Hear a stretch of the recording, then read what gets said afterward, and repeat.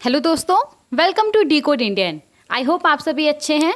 तो आज के इस लेक्चर में हम क्या करने वाले हैं, जैसा कि आपको पता है कि अगस्त 2024 का जो भी आरबीआई सर्कुलर था उसको हमने बहुत ही डिटेल वे में 3-4 पार्ट्स में कवर कर लिया है। आई होप आप सबने वो वाला लेक्चर देखा होगा। आज के इस लेक्चर में हम उन आरबीआई सर्कुलर्स के ऊपर किस तरीके से आपसे क्वेश्चन एग्जाम में पूछा जा सकता है उसको देखने वाले हैं। ओके, तो चलिए शुरू करते हैं। और अगर आपको इस पर्टिकुलर लेक्चर का पीडीएफ चाहिए होगा तो वो भी आपको मिल जाएगा। टेलीग्राम चैनल का लिंक डिस्क्रिप्शन बॉक्स में दिया गया है, वहां से जाकर के आप इस लेक्चर का और आने वाला जितना भी लेक्चर है उसका पीडीएफ आसानी से डाउनलोड कर सकते हैं। तो चलिए शुरू करते हैं बिना किसी डिले के और सबसे पहला क्वेश्चन देखते हैं। देखिए यहाँ पे हमारे पास जो सबसे पहला क्वेश्चन है, इस क्वेश्चन में सिंपली आपसे BDDR का फुल फॉर्म पूछा जा रहा है। तो BDDR का फुल फॉर्म क्या होगा? Bad and doubtful debt reserve. B for bad, D for doubtful, D for debt और R फॉर रिजर्व। तो BDDR का फुल फॉर्म क्या है? Bad and doubtful debt reserve.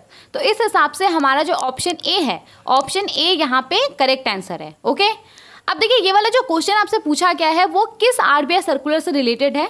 तो हाल ही में रिजर्व बैंक ऑफ इंडिया के द्वारा एक सर्कुलर इशू किया गया था, prudential treatment of bad and doubtful debt reserve by cooperative banks. तो कोऑपरेटिव बैंकों के द्वारा bad and doubtful debt reserve को जिस तरीके से मैनेज किया जाता है, जिस तरीके से क्रिएट किया जाता है, जिस तरीके से वो अपने फाइनेंशियल स्टेटमेंट के अंदर इसको शो करता है, इसको लेकर के आरबीआई ने एक सर्कुलर इशू किया था, prudential treatment of bad and doubtful debt reserve. तो उसके अंदर से ये वाला जो क्वेश्चन है वो आपसे यहाँ पे पूछा गया है। Okay, bad and doubtful date के बारे में आपको पता होगा, कोई ऐसा लोन है जिसको लेकर के ना का बराबर चांसेस है कि इसका रिकवरी हो पाएगा, तो वो क्या हो गया बैंक के लिए? वो बैड डेट हो गया। और डाउटफुल डेट कैसा डेट होता है? जिसको लेकर के चांसेस है कि वो रिकवर हो जाएगा, मतलब चांसेस है कि रिकवर हो भी सकता है, नहीं भी हो सकता है, तो वो क्या हो गया? डाउटफुल डेट हो गया। तो बैड एंड डाउटफुल डेट को लेकर के कोऑपरेटिव बैंकों को जो पोटेंशियल लॉस हो सकता है उसको कवर करने के लिए कोऑपरेटिव बैंकों के द्वारा bad and doubtful debt reserve को क्रिएट किया जाता है। कुछ पैसा अलग से कैपिटल के तौर पे रखा जाता है। तो ये जो रिजर्व क्रिएट किया जाता है ना, उसको किस तरीके से कोऑपरेटिव बैंक मैनेज करेगा, हैंडल करेगा, इसको लेकर के आरबीआई का सर्कुलर आया था। और देखिए यहाँ पे जो रिवाइज इंस्ट्रक्शन जारी किया गया था bad and doubtful debt reserve के ऊपर, तो इसमें जो सबसे इंपॉर्टेंट पॉइंट है वो ये है, जो भी कोऑपरेटिव बैंक्स है उनको यहाँ पे बोला गया था कि फाइनेंशियल ईयर 2024-25 से वो इस बात को इंश्योर करे कि asset income recognition, asset classification and provisioning norms के अंदर जो भी प्रोविजंस है, चाहे वो bad and doubtful debt reserve के अंदर आता हो या फिर किसी दूसरे हेड ऑफ अकाउंट के अंदर आता हो, चाहे वो पैसा अलग से कैपिटल के तौर पे bad and doubtful debt reserve के लिए रखा गया है या फिर किसी दूसरे पर्पस के लिए रखा गया है, उसको कोऑपरेटिव बैंक को अपने पीएनएल अकाउंट में एज अ एक्सपेंस के तौर पे दिखाना होगा, एज अ खर्च के तौर पे दिखाना होगा। जिस भी काउंटिंग पीरियड के अंदर वैसे एक्सपेंस को रिकॉग्नाइज किया गया है, उस अकाउंटिंग पीरियड के लिए जो पीएनएल अकाउंट तैयार किया जाएगा उसमें ऐसे प्रोविजन को एज अ एक्सपेंस के तौर पे दिखाना होगा। ओके, तो लास्ट वाले क्वेश्चन में सिंपली आपसे BDDR का फुल फॉर्म पूछा जा रहा था। ओके, समझ में आ गया? चलिए आगे बढ़ते हैं और सेकेंड क्वेश्चन को देखते हैं। देखिए यहाँ पे हमारे पास जो क्वेश्चन है इसमें आपसे पूछा जा रहा है कि किस फाइनेंशियल ईयर से जो रिवाइज इंस्ट्रक्शंस है bad and doubtful debt reserve को लेकर के कोऑपरेटिव बैंक के लिए वो एप्लीकेबल होगा। तो अभी अभी हमने देखा था फाइनेंशियल ईयर 2024-25 से जो भी कोऑपरेटिव बैंक है उसको ये इंश्योर करना पड़ेगा कि जो भी प्रोविजंस उसके द्वारा क्रिएट किया जाता है, जिस जिस पर्पस के लिए उसके द्वारा अलग से कैपिटल रखा जाता है as per income recognition, asset classification and provisioning नैम, उन सभी प्रोविजन को उसको अपने पीएनएल अकाउंट में एज अ एक्सपेंस के तौर पे दिखाना होगा फाइनेंशियल ईयर 2024-25 से। तो इसीलिए यहाँ पे हमारा जो राइट आंसर है वो क्या है? Option B, financial year 2024-25। ठीक है, समझ में आ गया? आगे बढ़ते हैं, नेक्स्ट क्वेश्चन को देखते हैं।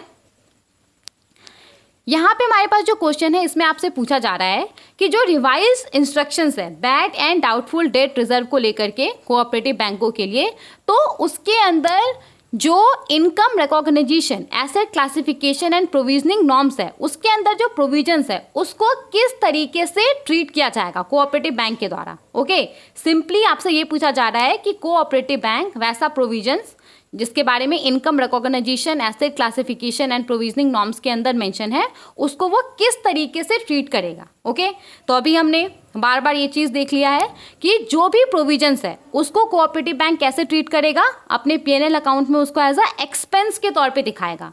तो इस हिसाब से यहाँ पे जो ऑप्शन बी है, charged as an expense to the PNL account, ये सही आंसर है। ओके, तो यहाँ पे जो ऑप्शन बी है, charged as an expense to the PNL account, ये सही आंसर होगा। ओके, आगे बढ़ते हैं, नेक्स्ट क्वेश्चन को देखते हैं। देखिए, ये सब हमने ऑलरेडी बहुत ही डिटेल में डिस्कस कर लिया है। आई होप तभी भी मैं यहाँ पे एक्सप्लेन कर रही हूँ तो आपको समझ में आ रहा होगा। अगर आपको और भी डिटेल में जानना है तो प्लीज़ आप वो जो लेक्चर्स अपलोडेड है वो आप जाकर के देख सकते हैं। ओके, चलिए आगे बढ़ते हैं, नेक्स्ट क्वेश्चन देखते हैं। यहाँ पे हमारे पास जो क्वेश्चन है इसमें आपसे पूछा जा रहा है कि 31 मार्च 2024 तक BDR के अंदर जो बैलेंस है, इस रिजर्व के अंदर जो बैलेंस है, ऐसा बैलेंस जिसको कि डायरेक्टली नेट प्रॉफिट से लिया गया है, इसको पीएनएल अकाउंट में एज एक्सपेंस के तौर पे नहीं दिखाया गया है, तो वैसे अमाउंट को इनमें से किसके तौर पे रेफर किया जाएगा। ओके, समझ में आया क्वेश्चन?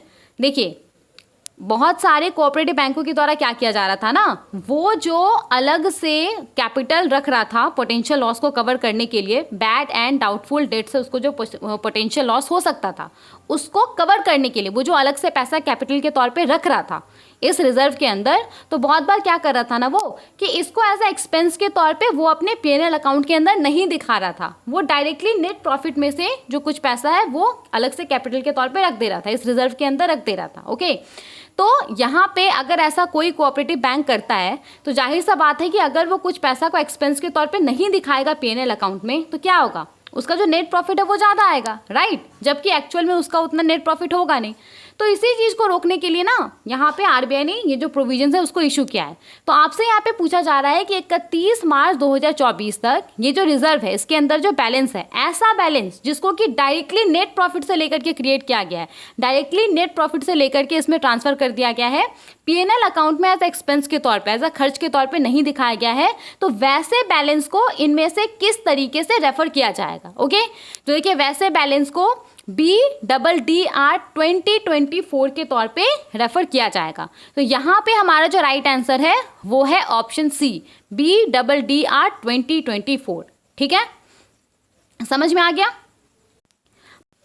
तो यहाँ पे डिटेल्स में सेम वही बात को रिपीट किया गया है। ये जो प्रोविज़न है वो तो अभी आया है कि income recognisation, asset classification and provisioning norm के अंदर जो भी प्रोविजंस है उसको कोऑपरेटिव बैंकों को एज एक्सपेंस के तौर पे अपने पीएनएल अकाउंट में दिखाना होगा।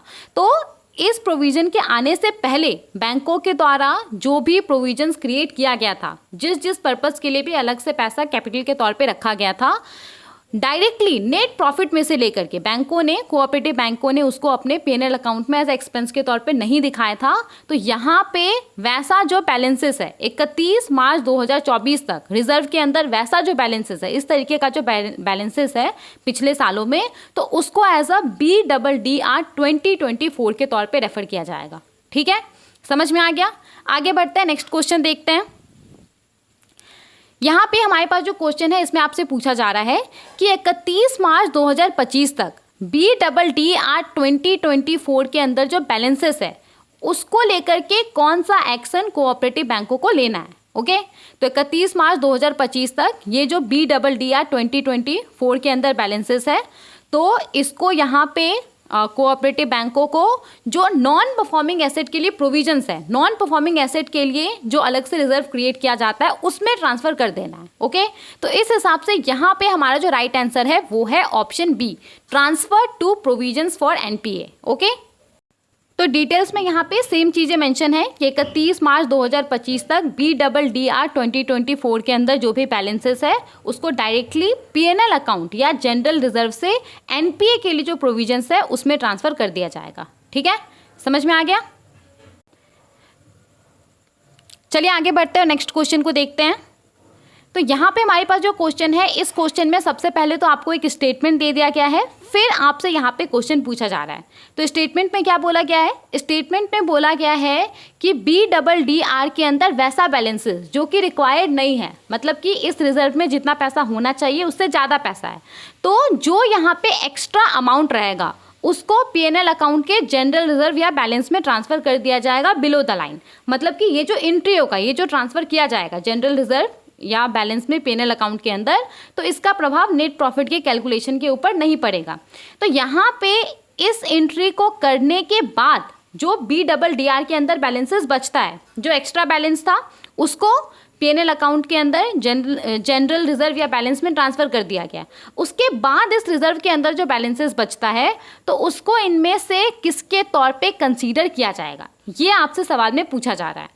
तो यहाँ पे जो भी BDR के अंदर बैलेंसेस होगा, ये एंट्री करने के बाद उसको एज अ Tier 1 कैपिटल के तौर पे कंसीडर किया जाएगा। तो इस हिसाब से हमारा जो राइट आंसर है वो है ऑप्शन सी, Tier 1 कैपिटल। ठीक है, आगे बढ़ते हैं, नेक्स्ट क्वेश्चन को देखते हैं।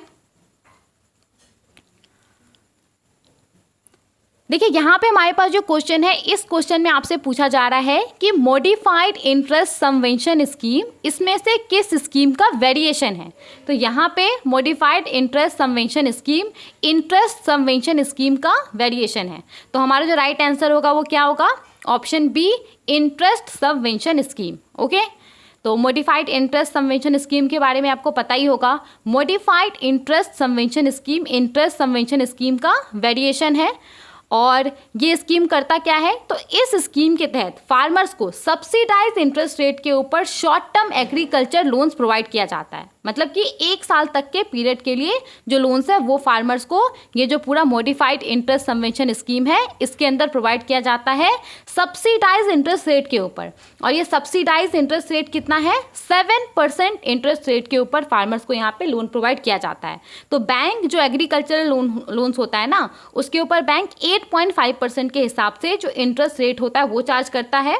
और यहाँ पे जो बैंक है वो फार्मर्स को पहले इस स्कीम के तहत 7% इंटरेस्ट रेट के ऊपर जो लोन है वो प्रोवाइड कर देता है और फिर जो डिफरेंस रहता है वो फिर वो भारत सरकार से क्लेम कर लेता है। ओके, तो कुछ इस तरीके से मॉडिफाइड इंटरेस्ट सबवेंशन स्कीम काम करता है। और ये पूरा सेंट्रल सेक्टर स्कीम है, मतलब कि उसका जो फंडिंग होता है वो कौन करता है, भारत सरकार करता है। 2006-07 में इसको पहली बार लॉन्च किया गया था इंटरेस्ट सबवेंशन स्कीम के नाम से।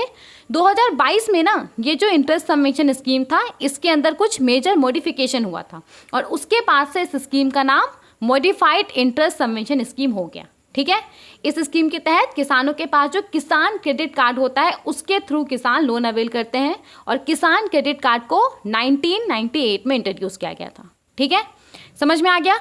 आगे बढ़ते हैं, नेक्स्ट क्वेश्चन को देखते हैं। तो जो लास्ट वाला क्वेश्चन था उसमें सिंपली आपसे ये पूछा जा रहा था कि जो मॉडिफाइड इंटरेस्ट सबवेंशन स्कीम है वो इनमें से किस स्कीम का वेरिएशन है। तो डेफिनेटली ये इंटरेस्ट सबवेंशन स्कीम का वेरिएशन है। ओके, आगे बढ़ते हैं।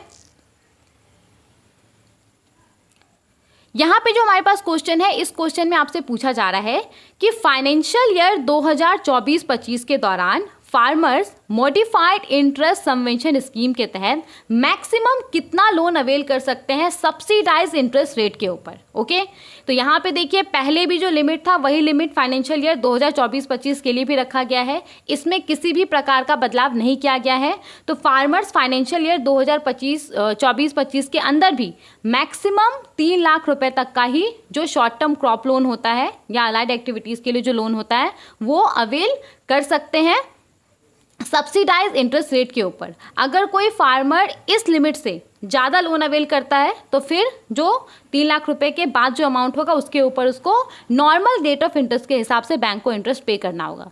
तो इस हिसाब से यहाँ पे हमारा जो राइट आंसर है वो क्या है, option D, 3 lakh rupees. Okay, तो देखिए यहाँ पे भारत सरकार ने क्या किया था, फाइनेंशियल ईयर 2024-25 के लिए भी मॉडिफाइड इंटरेस्ट सबवेंशन स्कीम को अप्रूव कर दिया था। मतलब कि फाइनेंशियल ईयर 2024-25 के अंदर भी जो किसान हैं वो मॉडिफाइड इंटरेस्ट सबवेंशन स्कीम के तहत सब्सिडाइज इंटरेस्ट रेट के ऊपर जो लोन है वो अवेल कर सकता है। जो शॉर्ट टर्म क्रॉप लोन होता है, जो short term loan for allied activities होता है जैसे कि animal husbandry, dairy, fisheries, bee keeping, इन सब के लिए। और इस स्कीम के तहत जो ओवरऑल लिमिट है वो कितना है, 3 लाख रुपए है। 3 लाख रुपए से ज़्यादा अमाउंट का लोन किसान अवेल नहीं कर सकता है सब्सिडाइज इंटरेस्ट रेट के ऊपर। वो यहाँ पे 3 लाख रुपए तक का जो लोन है वो अवेल कर सकता है किसान क्रेडिट कार्ड के थ्रू कंसेशनल इंटरेस्ट रेट के ऊपर फाइनेंशियल ईयर 2024-25 के दौरान। ठीक है, समझ में आ गया। अब एक पॉइंट और यहाँ पे मुझे मेंशन करना है, ये ओवरऑल लिमिट है 3 लाख रुपए, ठीक है।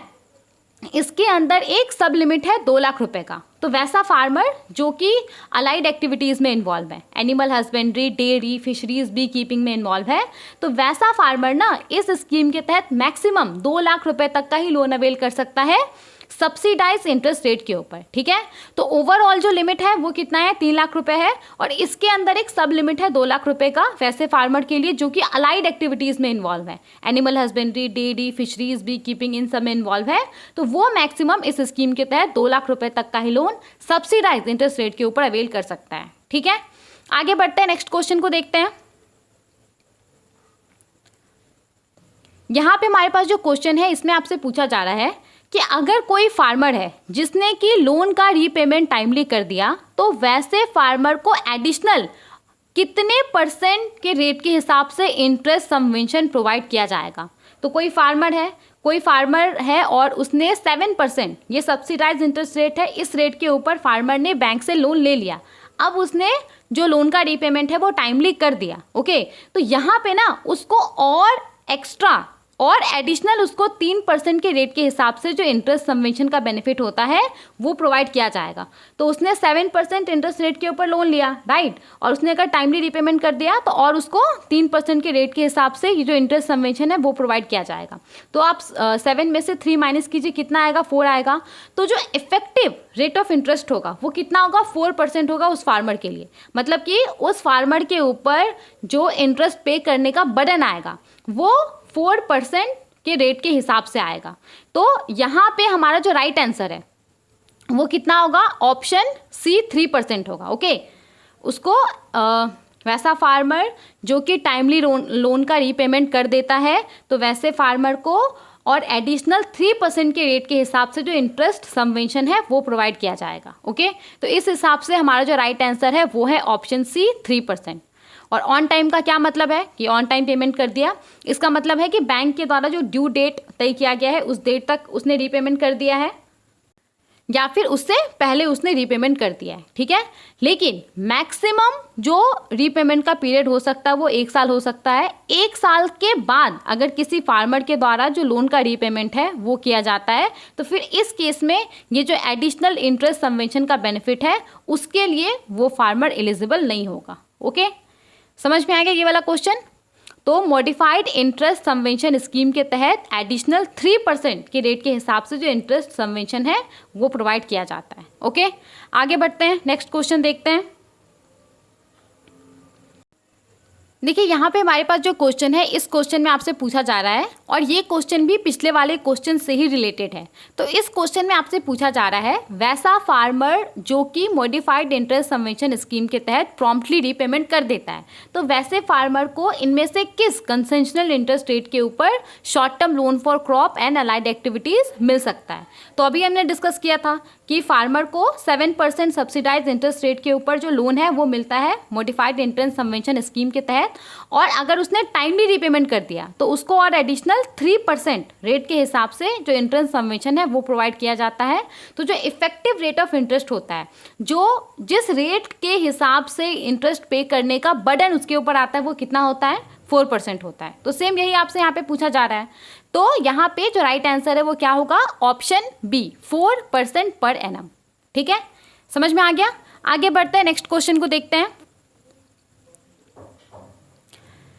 देखिए यहाँ पे हमारे पास जो क्वेश्चन है इस क्वेश्चन में आपसे पूछा जा रहा है कि मॉडिफाइड इंटरेस्ट सबवेंशन स्कीम के तहत farmers negotiable warehouse receipt के अगेंस्ट में और फर्दर कितने पीरियड के लिए जो लोन्स है वो अवेल कर सकता है सब्सिडाइज इंटरेस्ट रेट के ऊपर, ठीक है। तो यहाँ पे देखिए इसका जो राइट आंसर है वो है ऑप्शन सी 6 मंथ्स, ओके। तो अगर हम थोड़ा इसका डिटेल में जाएं तो वैसे फार्मर्स जो क्या करते हैं ना, जैसे कि बहुत सारे फार्मर्स क्या करते हैं कि उन्होंने फसल तैयार किया और फसल तैयार करने के बाद उनको पैसों का ज़रूरत रहता है। तो पैसों का क्योंकि उनको नीड रहता है तो मार्केट में अगर उनका प्रोड्यूस का कम भी प्राइस दे रहा होता है ना तो वो उसको सेल कर देते हैं, जिसको हम लोग क्या बोलते हैं, डिस्ट्रेस सेल बोलते हैं। तो फार्मर्स के द्वारा ये जो डिस्ट्रेस सेल किया जाता है उसको डिस्करेज करने के लिए और उनको इनकरेज करने के लिए कि जो वेयर हाउसेज अवेलेबल है उसमें वो अपना फसल को स्टोर करें, तब तक स्टोर करके रखें जब तक कि उनके फसल का जो प्राइस है वो अच्छा नहीं मिल रहा है बाजार में। तो इस चीज़ के लिए यहाँ पे एक प्रोविज़न ऐड किया गया है, जिसके तहत मान लीजिए कोई फार्मर है, उसका फसल तैयार हो गया, तो फसल तैयार होने के बाद फार्मर क्या करेगा, किसी वेयर हाउस में अपने फसल को रख देगा और वो warehousing development regulatory authority के द्वारा सर्टिफाइड होना चाहिए। तो अगर वो अपना फसल वहाँ पे रखेगा तो उसको जो नेगोशिएबल वेयर हाउस रिसीट मिलेगा, तो उसके अगेंस्ट में वो सेम रेट ऑफ इंटरेस्ट पे, मतलब जो सब्सिडाइज इंटरेस्ट रेट है ना, उसके ऊपर वो और 6 महीने के लिए जो लोन है वो अवेल कर सकता है। ठीक है, वैसे तो मॉडिफाइड इंटरेस्ट सबवेंशन स्कीम के तहत फार्मर्स मैक्सिमम कितने समय के लिए जो सब्सिडाइज इंटरेस्ट रेट के ऊपर लोन है वो अवेल कर सकता है, 1 साल के लिए, राइट। लेकिन यहाँ पे अगर उसके पास ये नेगोशिएबल वेयर हाउस रिसीट है तो इसके अगेंस्ट में वो और फर्दर 6 मंथ्स के लिए जो लोन है वो अवेल कर सकता है, सेम रेट ऑफ इंटरेस्ट के ऊपर, जो same subsidise rate of interest है उसके ऊपर वो लोन अवेल कर सकता है। ठीक है, समझ में आ गया। आगे बढ़ते हैं, नेक्स्ट क्वेश्चन को देखते हैं।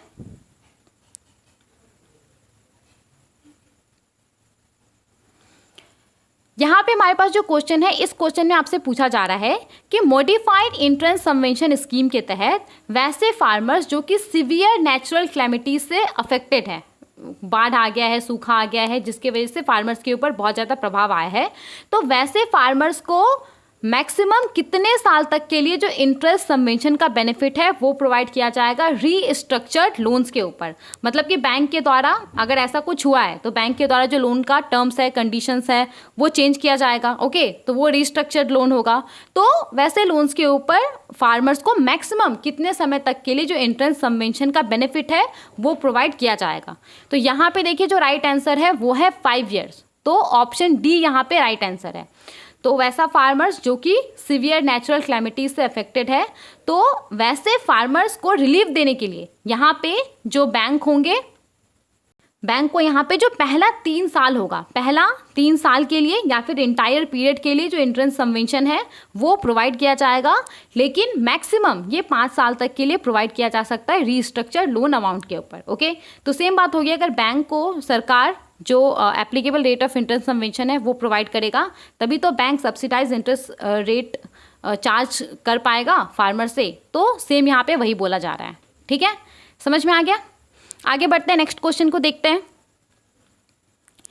यहाँ पे हमारे पास जो क्वेश्चन है, इस क्वेश्चन में सिंपली आपसे ये पूछा जा रहा है कि मॉडिफाइड इंटरेस्ट सबवेंशन स्कीम के तहत लेंडिंग इंस्टीट्यूशंस को कितना इंटरेस्ट सबवेंशन प्रोवाइड किया जाता है। तो मॉडिफाइड इंटरेस्ट सबवेंशन स्कीम के तहत 1.5% इंटरेस्ट सबवेंशन लेंडिंग इंस्टीट्यूशंस को प्रोवाइड किया जाता है। ओके, तो यहाँ पे इस हिसाब से हमारा जो राइट आंसर है वो है ऑप्शन ए, यहाँ पे जो हमारा राइट आंसर है वो है ऑप्शन ए 1.5%। ओके, तो फाइनेंशियल ईयर 2024-25 के अंदर जो किसान है वो इस स्कीम के अंदर 7% इंटरेस्ट रेट के ऊपर जो लोन है वो अवेल कर सकते हैं।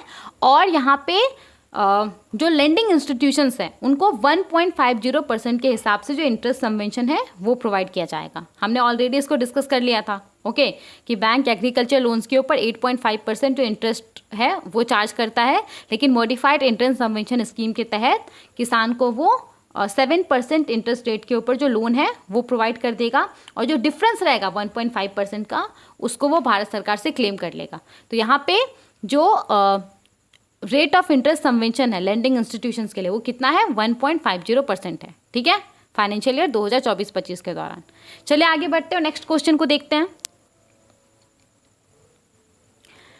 यहाँ पे हमारे पास जो क्वेश्चन है, इस क्वेश्चन में आपसे पूछा जा रहा है कि बैंकों के लिए इनमें से किस पोर्टल के ऊपर जरूरी है कि वो इंडिविजुअल फार्मर जो बेनिफिशरीज है मॉडिफाइड इंटरेस्ट सबवेंशन स्कीम के तहत उसके डिटेल्स को, उसके डेटा को सबमिट करें क्लेम को सेटल करने के लिए। तो जाहिर सा बात है, बैंक पहले क्या करता है, बैंक पहले सब्सिडाइज इंटरेस्ट रेट के ऊपर जो किसान है उनको लोन प्रोवाइड कर देता है, फिर बैंकों को भारत सरकार से क्लेम करना पड़ता है, राइट। तो यहाँ पे जो बैंक्स है ना, बैंक्स को क्या करना पड़ता है, इनमें से एक पोर्टल के ऊपर इंडिविजुअल फार्मर बेनिफिशरीज जो होता है मॉडिफाइड इंटरेस्ट सबवेंशन स्कीम का, उसका डेटा अपलोड करना पड़ता है क्लेम को सेटल करने के लिए। तो आपसे यहाँ पे पोर्टल का नाम पूछा जा रहा है, तो कौन सा पोर्टल है वो, किसान ऋण पोर्टल, तो इस हिसाब से हमारा जो राइट आंसर है वो है ऑप्शन सी, किसान ऋण पोर्टल। किसान ऋण पोर्टल के ऊपर बैंकों को क्लेम को सेटल करने के लिए जो इंडिविजुअल फार्मर बेनिफिशरीज है उसका डेटा अपलोड करना पड़ता है। ओके,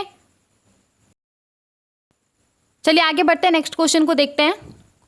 और यहाँ पे हमारे पास जो क्वेश्चन है, इस क्वेश्चन में आपसे पूछा जा रहा है कि 15 जनवरी 2015 के आरबीआई सर्कुलर के अकॉर्डिंग क्रेडिट इंस्टीट्यूशंस को कब कब क्रेडिट इंफॉर्मेशन कंपनीज को अपडेटेड क्रेडिट इंफॉर्मेशन प्रोवाइड करना होता है। तो अगर हम 2015 के सर्कुलर के हिसाब से बात करें तो यहाँ पे जो क्रेडिट इंस्टीट्यूशंस रहता है ना, जैसे कि बैंक हो गया, एनबीएफसीज हो गया, उसको कम से कम मंथली बेसिस पे जो अपडेटेड क्रेडिट इंफॉर्मेशन रहता है वो प्रोवाइड करना होता है क्रेडिट इंफॉर्मेशन कंपनीज को। तो इस हिसाब से हमारा जो राइट आंसर है वो है ऑप्शन बी, मंथली।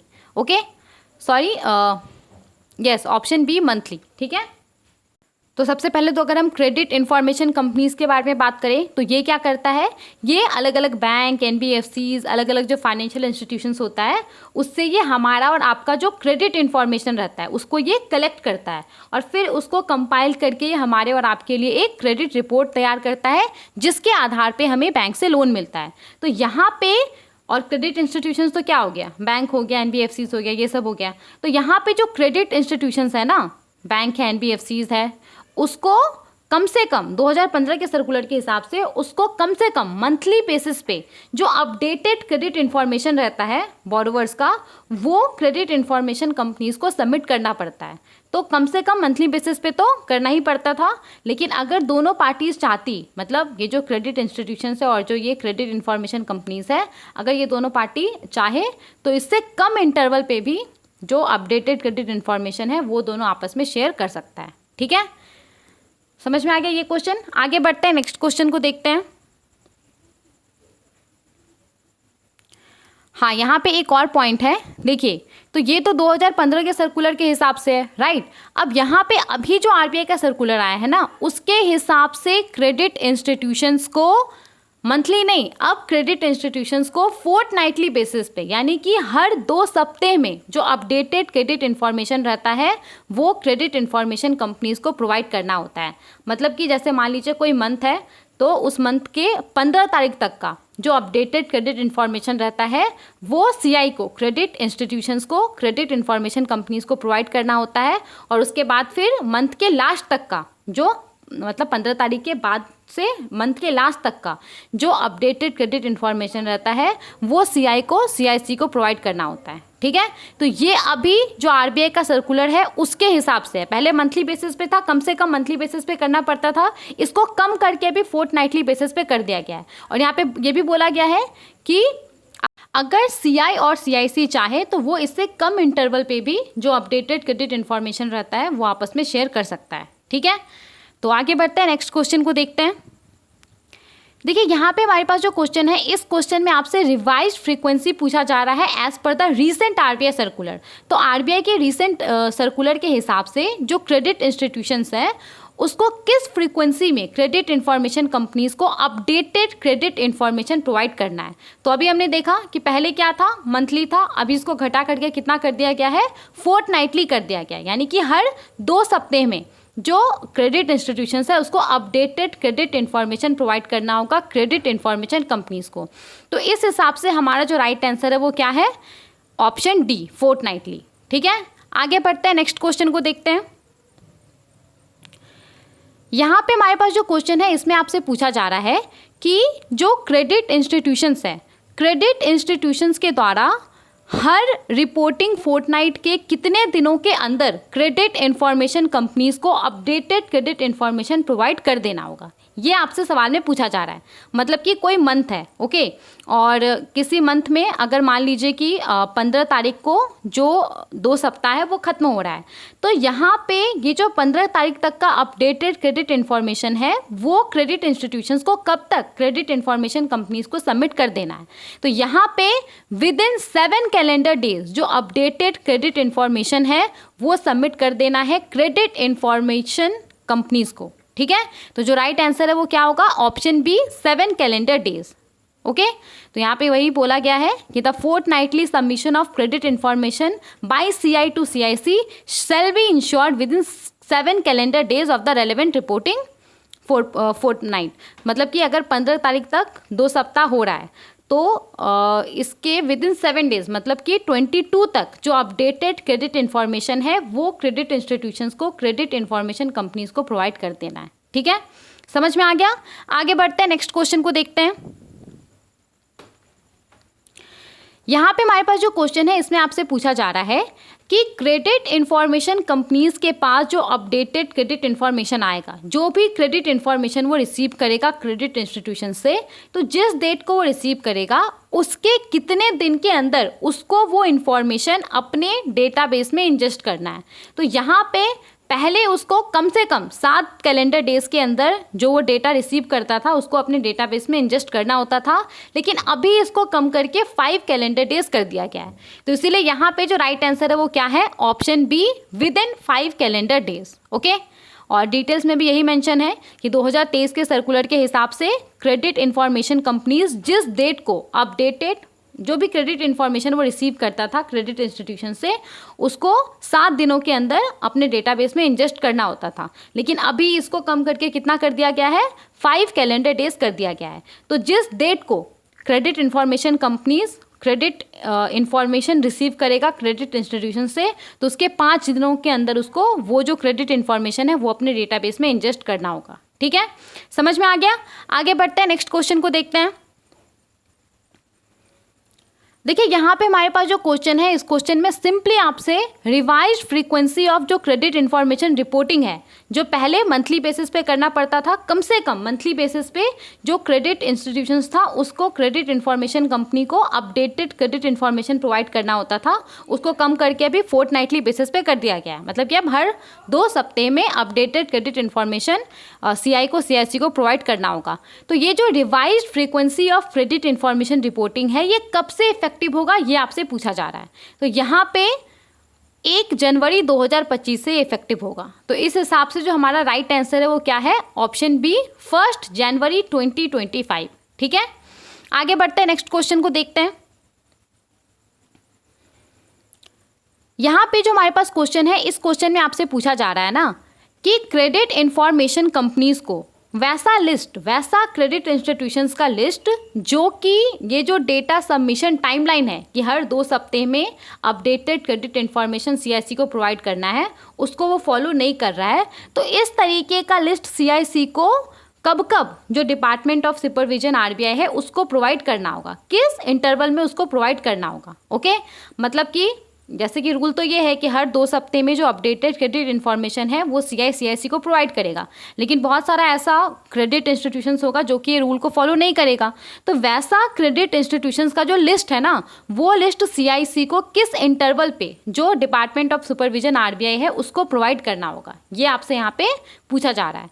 तो यहाँ पे हाफ ईयरली बेसिस पे हर 6 महीने में इस तरीके का जो लिस्ट है वो CIC को डिपार्टमेंट ऑफ सुपरविजन RBI को प्रोवाइड करना होगा। तो इस हिसाब से हमारा जो राइट आंसर है वो क्या है? Option C, half yearly. तो एग्जैक्टली कब कब?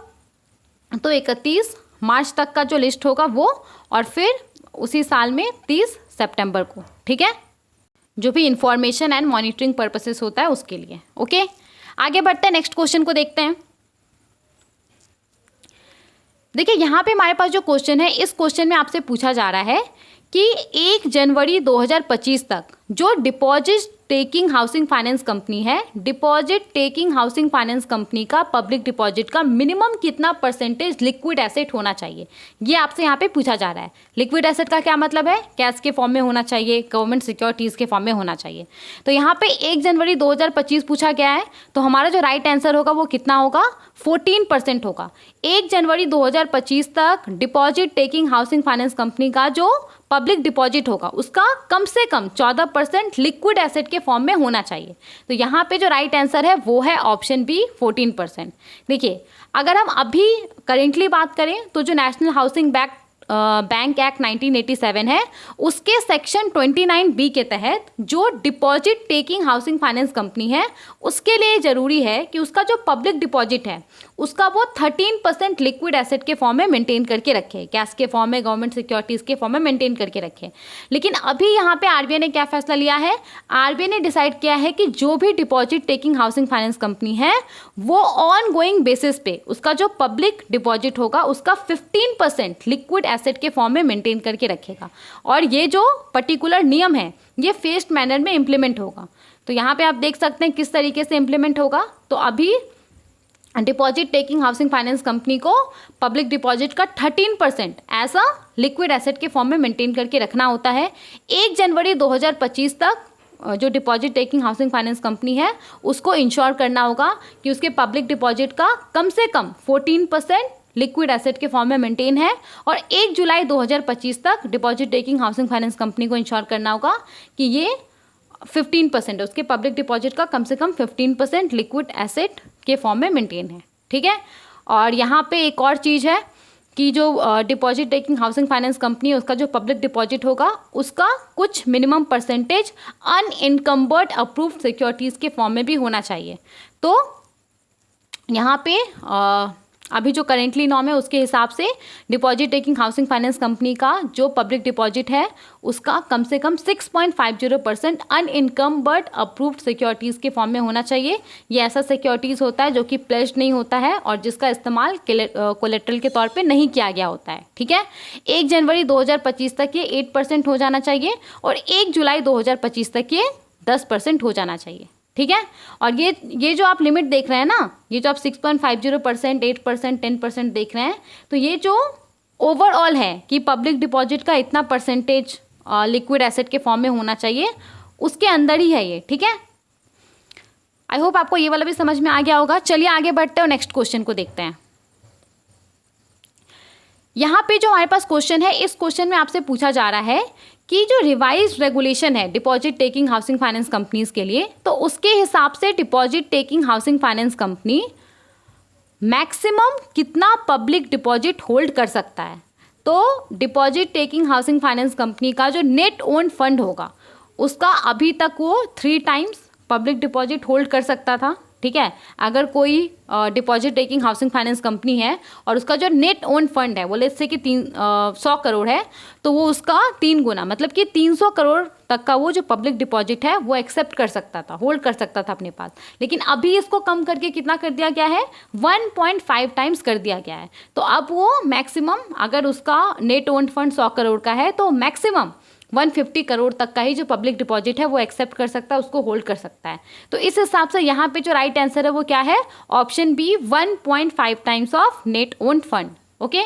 यही चीज़ यहाँ पे मेंशन है कि पहले क्या था, ये 3 टाइम्स था, वो अपने नेट ओन फंड का 3 टाइम्स पब्लिक डिपॉजिट होल्ड कर सकता था। लेकिन अभी इसको कम करके कितना कर दिया गया है, 1.5 टाइम्स कर दिया गया है। ओके। आगे बढ़ते हैं, नेक्स्ट क्वेश्चन को देखते हैं। यहाँ पे जो हमारे पास क्वेश्चन है, इस क्वेश्चन में आपसे पूछा जा रहा है कि रिवाइज्ड रेगुलेशन के हिसाब से जो deposit taking housing finance company है वो मैक्सिमम कितने पीरियड के लिए जो डिपॉजिट है वो एक्सेप्ट कर सकता है या रिन्यू कर सकता है। तो जो रिवाइज्ड रेगुलेशन है उसके हिसाब से हाउसिंग फाइनेंस कंपनी मैक्सिमम अभी 60 मंथ्स के लिए जो डिपॉजिट है वो एक्सेप्ट कर सकता है या फिर रिन्यू कर सकता है। रिन्यू करने का क्या मतलब है कि पहले से कोई एफडी होगा और उसको वो मैक्सिमम और कितने समय के लिए रिन्यू कर सकता है, 60 मंथ्स के लिए वो रिन्यू कर सकता है। मतलब कि मैक्सिमम 5 साल के लिए वो पब्लिक डिपॉजिट एक्सेप्ट कर सकता है या फिर रिन्यू कर सकता है। ठीक है। तो ये रिवाइज्ड मैक्सिमम टेन्योर है। तो यहाँ पे इस हिसाब से हमारा जो राइट आंसर है वो है ऑप्शन ए, 60 मंथ्स। करेंटली अभी क्या नियम है, तो देखिए करेंटली हाउसिंग फाइनेंस कंपनी अभी कम से कम 12 मंथ्स के लिए जो पब्लिक डिपॉजिट है वो एक्सेप्ट कर सकता है और ज़्यादा से ज़्यादा ये 120 मंथ्स मतलब कि 10 साल के लिए ज़्यादा से ज़्यादा ये जो पब्लिक डिपॉजिट है वो एक्सेप्ट कर सकता है या फिर रिन्यू कर सकता है। तो अभी इसको घटा करके कितना कर दिया गया है, 60 मंथ्स कर दिया गया है, 5 ईयर्स कर दिया गया है। अब जो हाउसिंग फाइनेंस कंपनी है वो कम से कम 1 साल के लिए जो पब्लिक डिपॉजिट है वो एक्सेप्ट कर सकता है और ज़्यादा से ज़्यादा ये 60 मंथ्स के लिए जो पब्लिक डिपॉजिट है वो एक्सेप्ट कर सकता है। मतलब कि ज़्यादा से ज़्यादा ये 5 ईयर्स के लिए जो पब्लिक डिपॉजिट है वो एक्सेप्ट कर सकता है। ठीक है, समझ में आ गया। आगे बढ़ते हैं, नेक्स्ट क्वेश्चन को देखते हैं। यहाँ पे हमारे पास जो क्वेश्चन है, इस क्वेश्चन में आपसे पूछा जा रहा है कि रिवाइज्ड इंस्ट्रक्शन के हिसाब से हाउसिंग फाइनेंस कंपनीज को इनमें से कौन सा फाइनेंशियल प्रोडक्ट इशू करने के लिए अलाउ कर दिया गया है। तो अभी तक ये फाइनेंशियल प्रोडक्ट सिर्फ एनबीएफसी के द्वारा इशू किया जाता था, लेकिन अब यहाँ पे रिवाइज्ड इंस्ट्रक्शंस के हिसाब से जो हाउसिंग फाइनेंस कंपनी है वो भी इस फाइनेंशियल प्रोडक्ट को इशू कर सकता है। तो यहाँ पे जो को ब्रांडेड क्रेडिट कार्ड्स होता है, को ब्रांडेड क्रेडिट कार्ड जो हाउसिंग फाइनेंस कंपनीज है वो अब इशू कर सकता है। तो इस हिसाब से हमारा जो राइट आंसर है वो है ऑप्शन बी। तो यहाँ पे देखिए एनबीएफसी की तरह हाउसिंग फाइनेंस कंपनी जो भी इसका रिस्क है उसको हेज करने के लिए जो डेरिवेटिव्स वगैरह होता है उसका भी इस्तेमाल कर सकता है, और साथ ही में ये जो को ब्रांडेड क्रेडिट कार्ड है उसको भी इशू कर सकता है। तो हाउसिंग फाइनेंस कंपनी के लिए ये दो बड़ा फैसला लिया गया था और उसी के आधार पे आपसे ये क्वेश्चन पूछा गया था। ठीक है, आगे बढ़ते हैं, नेक्स्ट क्वेश्चन को देखते हैं।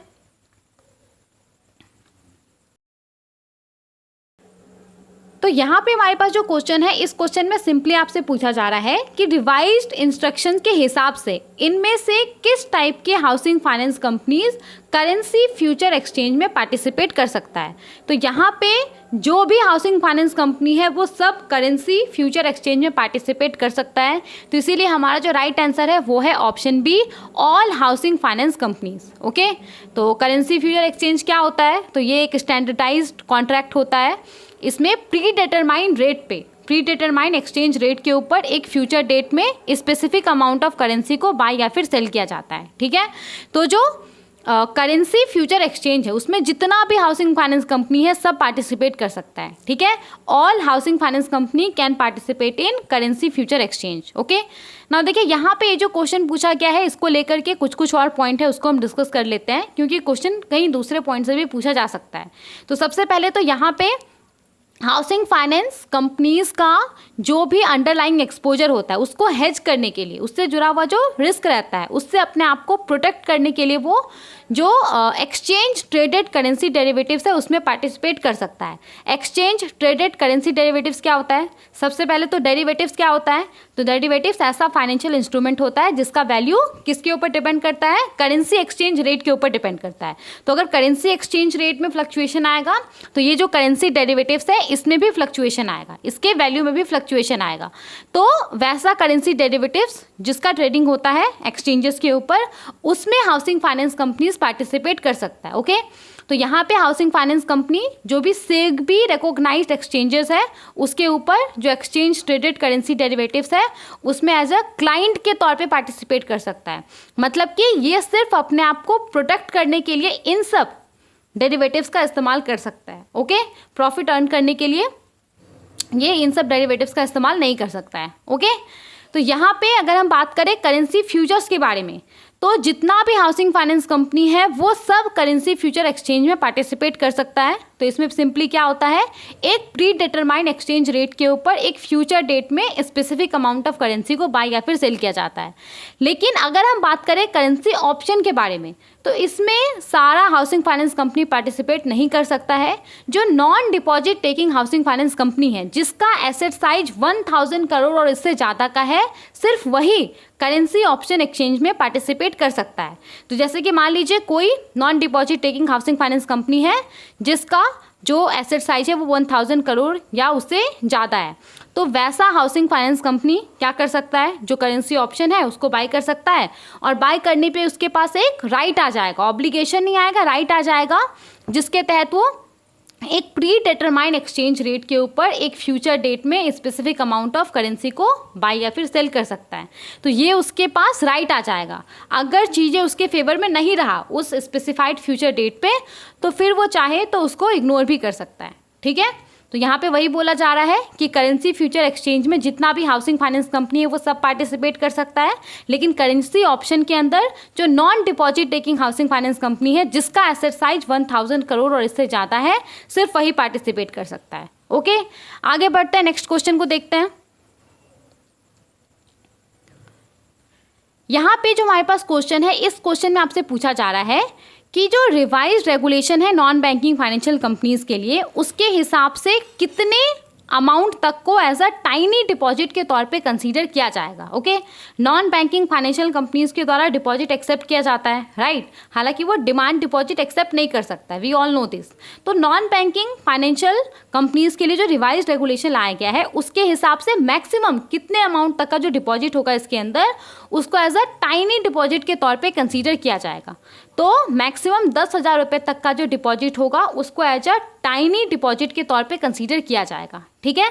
तो इस हिसाब से हमारा जो राइट आंसर है वो है ऑप्शन सी, 10,000 रुपीज़। ओके, तो कोई डिपॉजिटर है और उसका किसी एनबीएफसी के अंदर जो उसका अलग अलग ब्रांचेस है उसमें जो उसका टोटल डिपॉजिट है वो 10,000 रुपये तक है, तो उसको एज अ टाइनी डिपॉजिट के तौर पे कंसीडर किया जाएगा। और ऐसे टाइनी डिपॉजिट को इंडिविजुअल डिपॉजिटर्स को प्री मैच्योरली पे किया जा सकता है एनबीएफसी के द्वारा, मतलब कि मैच्योरिटी के पहले भी एनबीएफसी उसको प्री मैच्योरली पे कर सकता है। जिस डेट को डिपॉजिट एक्सेप्ट किया गया होगा उसके 3 महीने पहले तक पूरा का पूरा पैसा पे कर सकता है बिना इंटरेस्ट का, ठीक है। समझ में आ गया ये वाला क्वेश्चन। यहाँ पे सिंपली आपसे पूछा जा रहा था कि मैक्सिमम कितने अमाउंट तक के डिपॉजिट को एज अ टाइनी डिपॉजिट के तौर पे कंसीडर किया जाएगा। तो मैक्सिमम 10,000 रुपये तक के डिपॉजिट को एज अ टाइनी डिपॉजिट के तौर पे कंसीडर किया जाएगा। आगे बढ़ते हैं, नेक्स्ट क्वेश्चन को देखते हैं। यहाँ पे हमारे पास जो क्वेश्चन है इस क्वेश्चन में आपसे पूछा जा रहा है कि टाइनी डिपॉजिट के अलावा एनबीएफसी के अंदर जो पब्लिक डिपॉजिट होता है, जो लार्जर पब्लिक डिपॉजिट होता है, तो यहाँ पे वैसे केस में मैक्सिमम कितने अमाउंट को प्री मैच्योरली विड्रॉ किया जा सकता है एज पर रिवाइज रेगुलेशन फॉर एनबीएफसी। तो यहाँ पे जो रिवाइज रेगुलेशन है एनबीएफसी के लिए उसके हिसाब से जो लार्जर पब्लिक डिपॉजिट है एनबीएफसी के अंदर, तो जो प्रिंसिपल अमाउंट होगा उसका 50% या 5 लाख जो भी कम होगा वो विड्रॉ किया जा सकता है, वो प्री मैच्योरली विड्रॉ किया जा सकता है, ठीक है। तो यहाँ पे जो ऑप्शन बी है वो हमारा राइट आंसर है, 50% ऑफ द प्रिंसिपल और 5 lakh which ever is lower. तो अदर पब्लिक डिपॉजिट के केस में मैक्सिमम जो प्रिंसिपल अमाउंट होगा उसका 50% या 5 लाख दोनों में से जो कम होगा वो डिपॉजिटर को प्री मैच्योरली पे किया जा सकता है एनबीएफसी के द्वारा, जिस डेट को डिपॉजिट एक्सेप्ट किया है उस डेट से 3 महीने पहले तक, और पूरा और यहाँ पे बिना इंटरेस्ट का उसको ये जो डिपॉजिट है वो प्री मैच्योरली पे किया जाएगा, ठीक है। समझ में आ गया। आगे बढ़ते हैं, नेक्स्ट क्वेश्चन को देखते हैं। यहाँ पे हमारे पास जो क्वेश्चन है इस क्वेश्चन में आपसे पूछा जा रहा है कि एनबीएफसी के अंदर जो डिपॉजिट होगा तो डिपॉजिट के मैच्योरिटी डेट के कम से कम कितने दिन पहले एनबीएफसी को डिपॉजिटर्स को इन्फॉर्म करना होगा कि आपका जो डिपॉजिट है वो मैच्योर होने वाला है। तो यहाँ पे कम से कम जो रिवाइज्ड इंस्ट्रक्शंस है उसके हिसाब से एनबीएफसी को कम से कम जो मैच्योरिटी डेट है उसके कम से कम 14 दिन पहले डिपॉजिटर्स को इन्फॉर्म करना होगा, ओके, मैच्योरिटी के डिटेल्स के बारे में। तो यहाँ पे जो राइट आंसर है वो है ऑप्शन पी, 14 डेज। पहले क्या था, पहले एनबीएफसी को डिपॉजिट का जो मैच्योरिटी डेट होता था उसके कम से कम 2 महीना पहले इन्फॉर्म करना होता था डिपॉजिटर्स को। अभी इसको रिड्यूस करके कितना कर दिया गया है, 14 डेज कर दिया गया है। मतलब कि डिपॉजिट के मैच्योरिटी डेट के कम से कम 14 डेज पहले, कम से कम 2 वीक्स पहले डिपॉजिटर्स को इन्फॉर्म करना होगा कि उसका जो डिपॉजिट है वो मैच्योर होने वाला है, ठीक है। चलिए आगे बढ़ते हैं, नेक्स्ट क्वेश्चन को देखते हैं।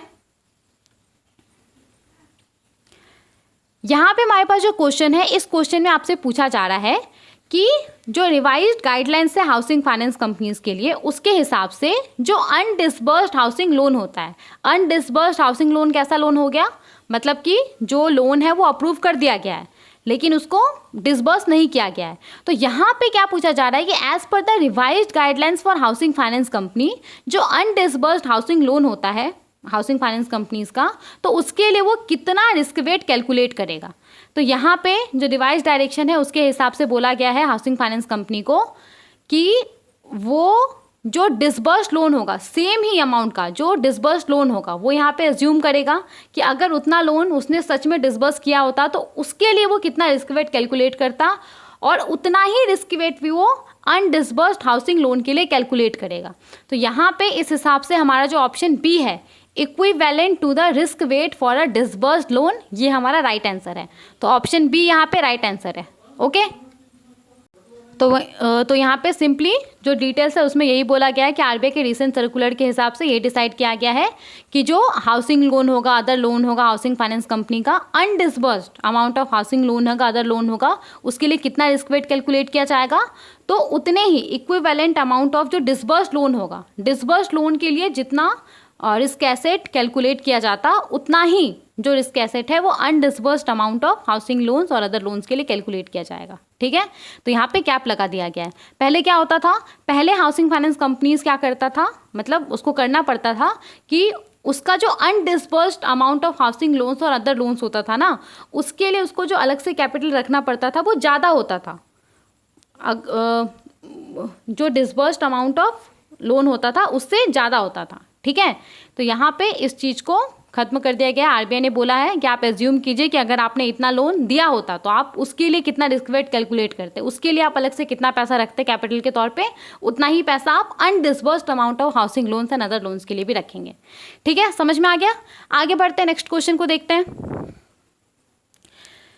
यहाँ पे हमारे पास जो क्वेश्चन है, इस क्वेश्चन में सिंपली आपसे पूछा जा रहा है कि जो रिवाइज्ड हाउसिंग फाइनेंस कंपनीज के लिए गाइडलाइंस है उसके हिसाब से हाउसिंग फाइनेंस कंपनीज का जो एक्सपोजर होता है, हाउसिंग फाइनेंस कंपनीज का जो standard fund based and non fund based exposure होता है कमर्शियल रियल इस्टेट रेसिडेंशियल को, तो उसके लिए वो कितना रिस्क वेट कैलकुलेट करेगा।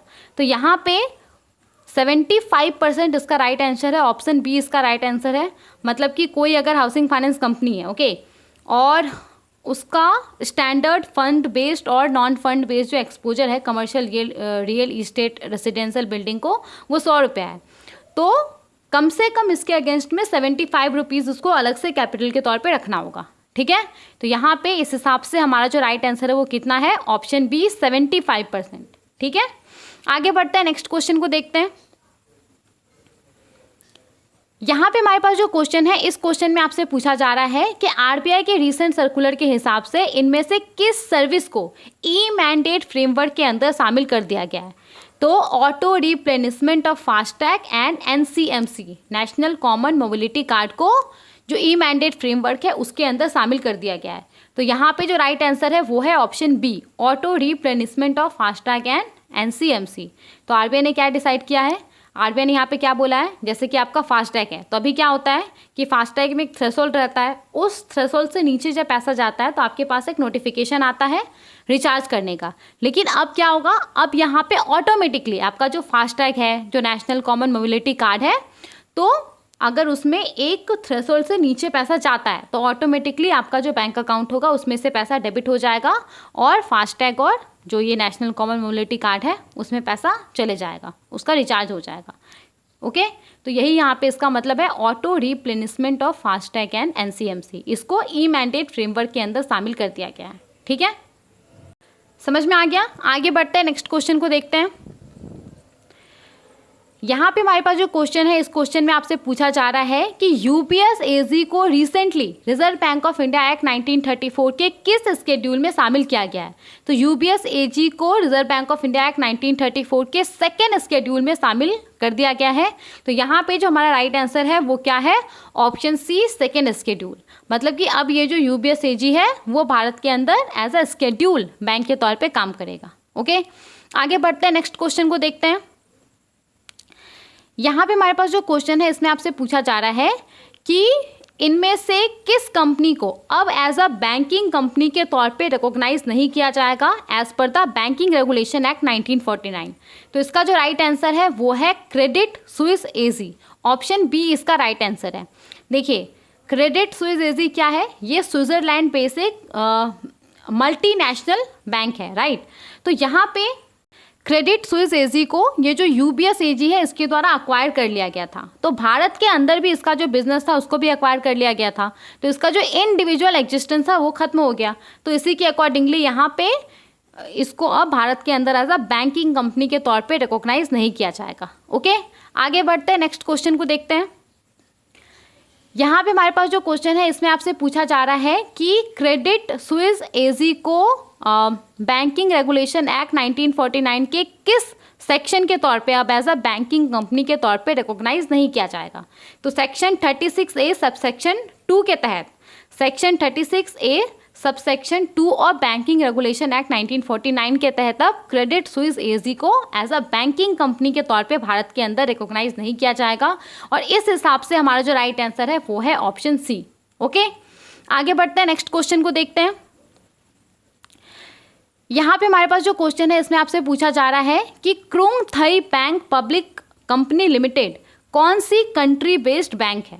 तो यहाँ पे ये थाईलैंड बेस्ड बैंक है, भारत के अंदर ये एज अ फॉरेन बैंक के तौर पे काम कर रहा था।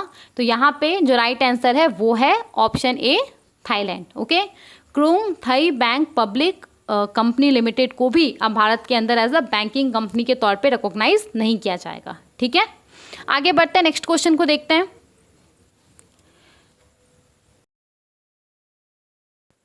यहाँ पे हमारे पास जो क्वेश्चन है इस क्वेश्चन में आपसे पूछा जा रहा है कि आरबीआई के रीसेंट डायरेक्शन के हिसाब से इनमें से कौन सा प्रैक्टिसेस एनबीएफसी P2P प्लेटफॉर्म के लिए अलाउड नहीं है।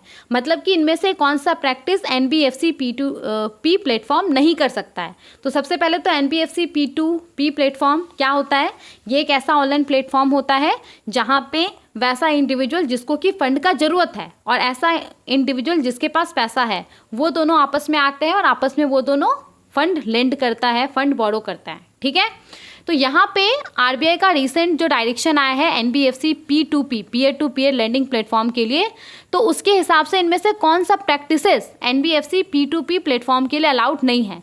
तो यहाँ पे जो ऑप्शन ए है वो यहाँ पे राइट आंसर है। एनबीएफसी P2P प्लेटफॉर्म जो पीयर टू पीयर लेंडिंग होता है उसको ये ऐसा इन्वेस्टमेंट प्रोडक्ट के तौर पे प्रमोट नहीं कर सकता है। ये लोगों को ऐसा नहीं बोल सकता है कि आप यहाँ पे आइए, आप 1 साल के लिए पैसा जमा कीजिए 1 लाख रुपए और आपको 1 साल के बाद 10,000 रुपये का फिक्स्ड इंटरेस्ट मिलेगा। इस तरीके से ये पीयर टू पीयर लेंडिंग को प्रमोट नहीं कर सकता है। तो यहाँ पे जो हमारा राइट आंसर है वो है option A. Okay, promoting peer to peer lending as an investment product with tenure linked and assured minimum returns। तो यहाँ पे इस तरह का प्रैक्टिसेस जो NBFC P2P प्लेटफॉर्म है वो प्रैक्टिस नहीं कर सकता है। ठीक है, इस तरह का जो प्रैक्टिस है वो नहीं कर सकता है। समझ में आ गया, आगे बढ़ते हैं, नेक्स्ट क्वेश्चन देखते हैं। देखिए यहाँ पे हमारे पास जो क्वेश्चन है इसमें आपसे पूछा जा रहा है कि किसी लेंडर का जितना भी एनबीएफसी P2P प्लेटफॉर्म है उसके ऊपर एग्रीगेट एक्सपोजर मैक्सिमम कितना हो सकता है at any point of time. तो कोई लेंडर है, उसका जितना भी एनबीएफसी P2P प्लेटफॉर्म है तो उसके ऊपर उसका एग्रीगेट एक्सपोजर मैक्सिमम कितना हो सकता है। मैक्सिमम ये 50 लाख रुपीस हो सकता है, इससे ज़्यादा नहीं हो सकता है। तो इस हिसाब से जो राइट आंसर है वो क्या है, option C 50 lakh rupees. Okay, मतलब जो एनबीएफसी P2P प्लेटफॉर्म होता है उस पर क्या होता है, जिसके पास पैसा है वो आता है, वो यहाँ पे पैसा देता है लोन के तौर पे, और जिसके पास पैसा नहीं है वो यहाँ पे एज अ बोरोवर के तौर पे आता है और पैसा लेता है। राइट, तो कोई लेंडर जितना भी एनबीएफसी P2P प्लेटफॉर्म है तो उन सब के ऊपर मैक्सिमम वो कितने अमाउंट का लोन प्रोवाइड कर सकता है, मैक्सिमम वो 50 लाख रुपए तक का जो लोन है वो प्रोवाइड कर सकता है। और देखिए ऐसे केस में जहाँ पे लेंडर के द्वारा 10 लाख रुपए से ज़्यादा का जो लोन है वो प्रोवाइड किया गया है जितना भी P2P प्लेटफॉर्म है उसके ऊपर, तो इस केस में फिर लेंडर को जो भी P2P प्लेटफॉर्म है तो उसको एक सर्टिफिकेट प्रोवाइड करना होगा, और ये जो सर्टिफिकेट होगा ये उसको प्रैक्टिसिंग चार्टर्ड अकाउंटेंट से लेना होगा। ये इस बात को सर्टिफाई करेगा कि इस व्यक्ति का जो नेटवर्थ है वो कम से कम 50 लाख रुपए का है, तभी ये अलग अलग P2P प्लेटफॉर्म के ऊपर 10 लाख रुपए से ज़्यादा का लोन दे करके बैठा हुआ है। ठीक है, समझ में आ गया, आगे बढ़ते हैं, नेक्स्ट क्वेश्चन को देखते हैं। देखिए यहाँ पे हमारे पास जो क्वेश्चन है इस क्वेश्चन में आपसे पूछा जा रहा है कि peer to peer lending platform के ऊपर जो फंड ट्रांसफ़र होता है लेंडर्स एस्क्रो अकाउंट और बोरोवर्स एस्क्रो अकाउंट के बीच में, तो इन अकाउंट्स में कितने दिनों से ज़्यादा तक फंड नहीं रहना चाहिए। ओके, तो यहाँ पे देखिए इसका जो राइट आंसर है वो होगा T+1, जो ऑप्शन बी है वो यहाँ पे राइट आंसर है। एस्क्रो अकाउंट आपको पता होगा एक सेफ कीपिंग अकाउंट होता है, इसमें पैसे को एसेट को तब तक रखा जाता है जब तक कि कुछ कंडीशंस पूरा ना हो जाए। तो इस तरीके का जो अकाउंट है ना ये ऐसे ट्रांजैक्शंस में इस्तेमाल किया जाता है जहाँ पे इस बात का रिस्क रहता है कि एक पार्टी या फिर एक से ज़्यादा पार्टी जो उसका ऑब्लिगेशन है उसके ऊपर वो डिफ़ॉल्ट करेगा, उसको पूरा नहीं करेगा। तो इस तरीके के ट्रांजैक्शंस में जो ये एस्क्रो अकाउंट है इसका इस्तेमाल किया जाता है। तो जो ये NBFC P2P लेंडिंग प्लेटफॉर्म होता है ना, उसके ऊपर कम से कम ये 2 लेंडर्स एस्क्रो अकाउंट और बोरोवर्स एस्क्रो अकाउंट रहता है। तो यहाँ पे क्या बोला जा रहा है ना कि लेंडर्स एस्क्रो अकाउंट और बोरोवर्स एस्क्रो अकाउंट के बीच में जो फंड ट्रांसफ़र होगा, तो यहाँ पे इन अकाउंट्स में कितने दिनों से ज़्यादा तक जो फंड है वो नहीं रहना चाहिए। तो यहाँ पे जो राइट आंसर है वो T+1, मतलब कि मान लीजिए बोरोवर्स एस्क्रो अकाउंट है, ओके, और उसमें फंड आता है मंडे को, ठीक है, यहाँ पे तो ट्यूसडे तक जो बोरोवर्स एस्क्रो अकाउंट है, बोरोवर्स एस्क्रो अकाउंट से ये जो फंड है वो बोरोवर के जो नॉर्मल बैंक अकाउंट है उसमें ट्रांसफ़र हो जाना चाहिए, ये यहाँ पे बोला जा रहा है, ठीक है।